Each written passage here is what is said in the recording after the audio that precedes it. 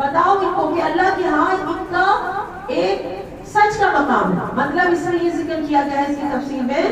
کہ جو مومن ہے نا اللہ کی بارگاہ میں ان کا بہت بڑا مرتبہ ہے, یا پھر اللہ نے ان کے لیے جنت میں مقام رکھا ہوا ہے, یا پھر اس کا مطلب یہ ہے کہ اللہ جو نیک اعمال کرتے ہیں